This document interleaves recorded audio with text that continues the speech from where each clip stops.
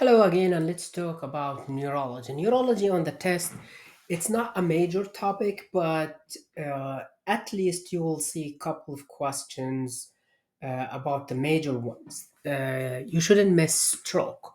You should know how to treat, diagnose stroke. You should know what's the indication and the contraindication for thrombolytics, the indication for antiplatelet, dual antiplatelets, primary prevention, secondary prevention, the role of statin.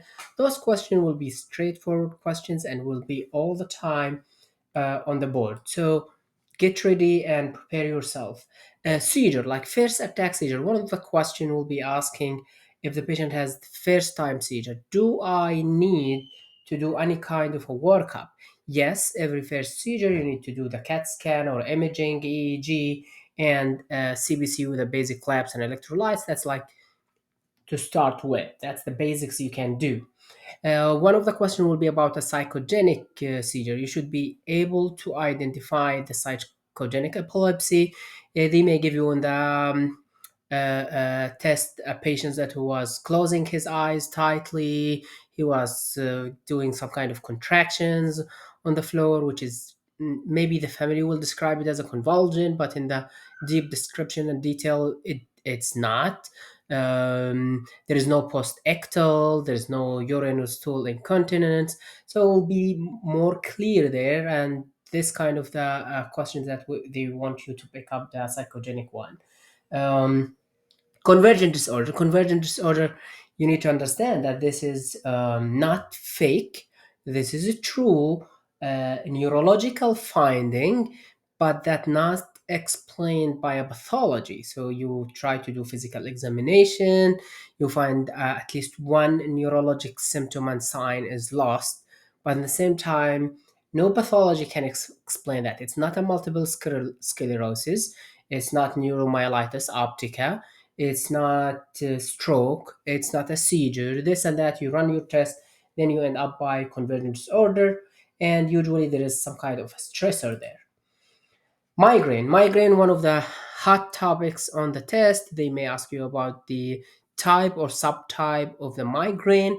You need to know migraine's aura, migraine treatment, prophylaxis. One of the most important questions will be about when to start a prophylaxis for a patient with a migraine. This patient comes to the clinic with at least 5 or 6 attacks in a month, and what's your next option? You will have at least 5 or 6 medications on the list.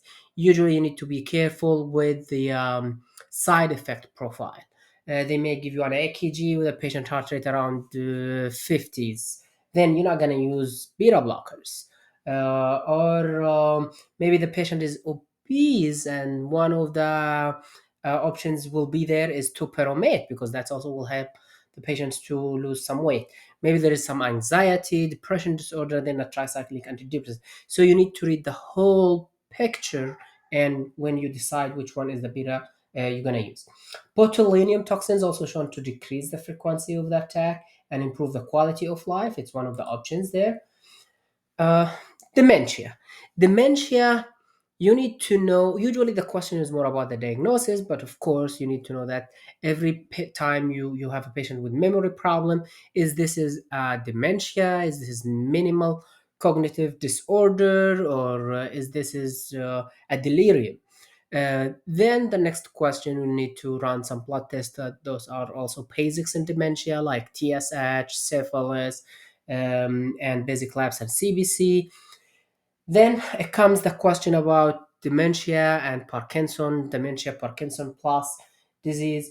You will have this patient with Creutzfeldt-Jakob disease. He has a dementia, myoclonus, triphasic EEG.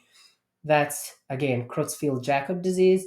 You may have the patient with, of course, there is a table on MKSAP, which is very recommended. I like this. That's the textbook is very rich and very good.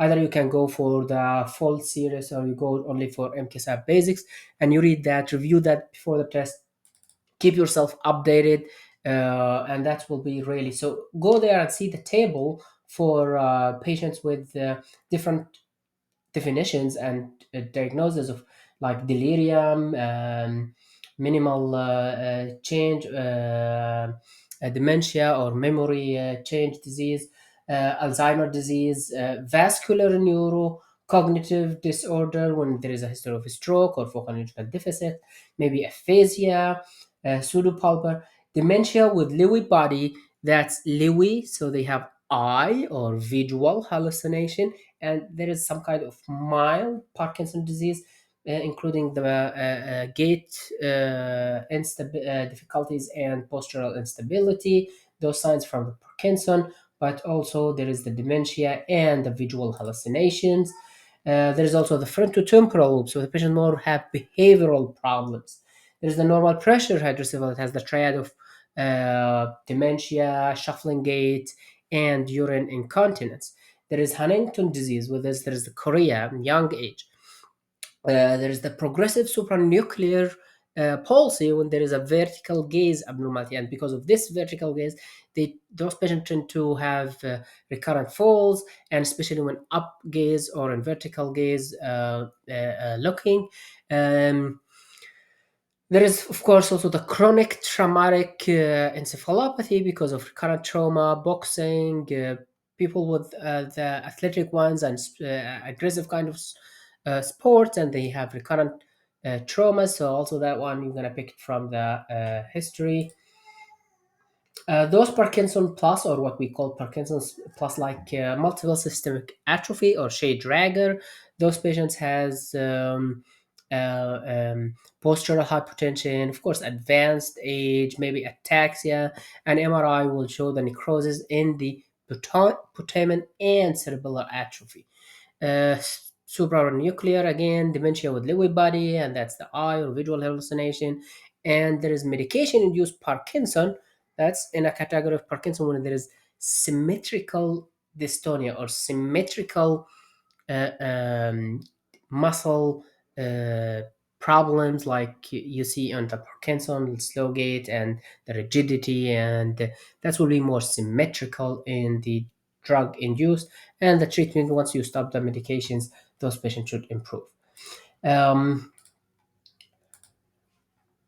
Myasthenia gravis, you should know the diagnosis, when to order the antibodies, the treatment, the role of steroid, the role of IgG, IV, the role of plasmapheresis.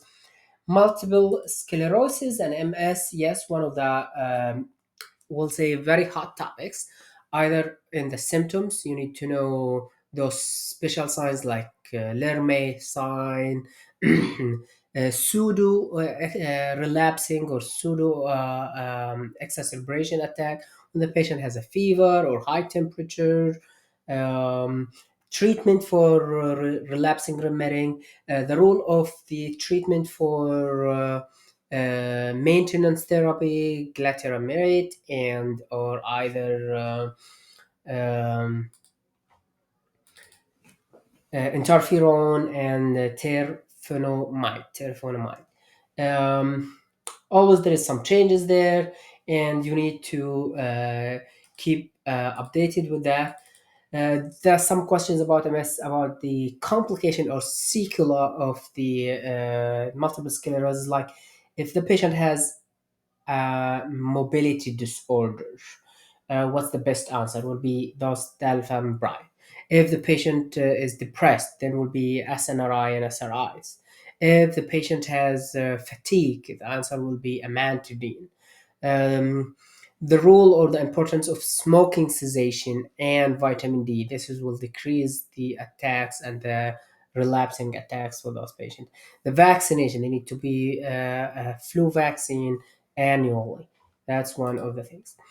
Myopathy, you will have some questions about different type of myopathy. You will have inclusion body, you will have steroid induced myopathy, you will have statin, you will have rhabdomyolysis, will be painful with high CK, and usually there is a reason there, maybe PCP, drugs, medications, cocaine, trauma. Statin, patient on statin and recently added some calcium channel blocker, maybe, or increasing the dose of calcium channel blocker, or something change that, or in the kidney function, that's make the patient have increased risk for statin induced myopathy, and CK will be elevated. Once you stop the CK and calcium channel blocker, blood pressure will be improved. Also hypothyroidism can worsening the disease. Um, Dermatomyositis and myositis, when it's associated with skin changes, autoimmune, systemic disease, the specific antibody for that. Dermatomyositis, they have more rash around the eye, what we call heliotropium, and the on the knuckles of the hands, that's the Gottron rash. That makes different from the cutaneous lupus rash, which is does not affecting the knuckles of the hands and does not affect the eyebrow or around the eyes like heliotrope rash. Including body myositis, usually advanced age and patients maybe around 60s, and they have a high CK with more proximal myopathy. They were given some steroid that may help a little bit, but usually does not, and the patient maybe improved for a few months and then came back with still having high CK. So the answer will be inclusion body myositis. Neuropathy will be also part of their other peripheral neuropathy because of the diabetes or ascending paralysis in the form of Guillain-Barré after a recent GI problem or infection or upper respiratory.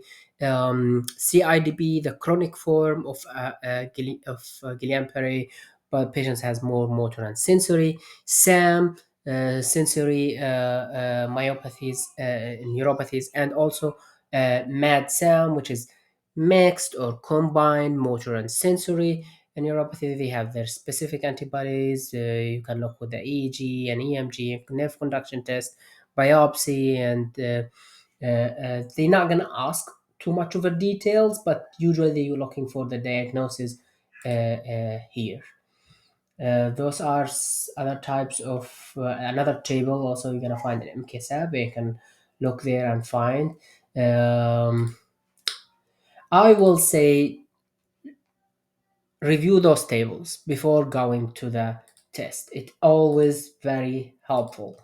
Um, this is pretty much most of the hot topics will be discussed, and you'll have some questions there on the test. Well, good luck and wish you the best. Bye.